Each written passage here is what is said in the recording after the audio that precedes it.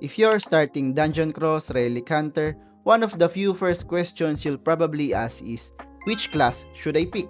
Some classes deal huge damage, some are easier to survive with, and some are stronger than they first appear. So in this video, I'll quickly explain each class in the game, what they're good at, and how they play.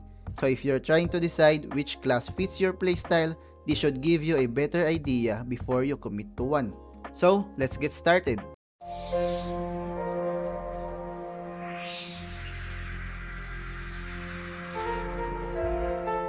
Let's start with the warrior type class, often known as the paladin.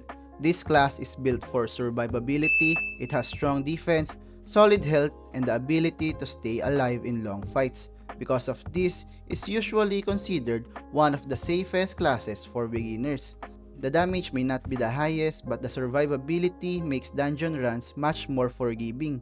If you like playing on the front line and taking hits while still dealing steady damage, this class is a good starting point. Next is the Berserker.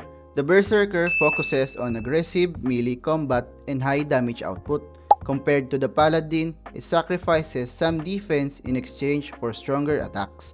This class is great for players who want to clear enemies quickly and deal heavy damage up close. However, because it's more offensive, positioning and timing become more important. If you enjoy fast and aggressive combat, the Berserker is a strong option.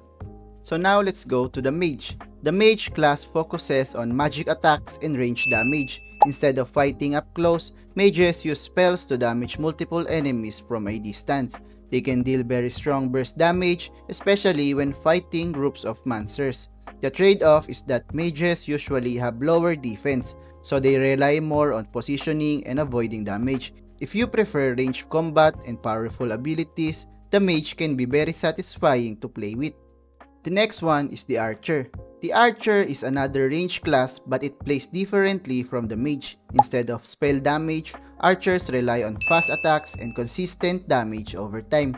They are usually more mobile and can deal steady damage while staying at a safe distance. This makes them great for players who like positioning and maintaining distance from enemies. Archers are also very effective for clearing monsters while moving through dungeons.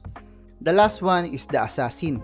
Finally, there's the Assassin type class, sometimes referred to as Ninja.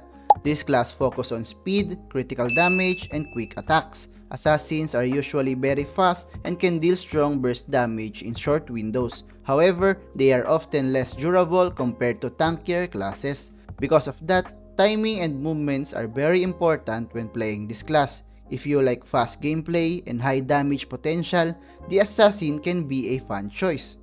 So which class should you pick? If you want something beginner friendly, the Paladin or Warrior type class is usually the safest option.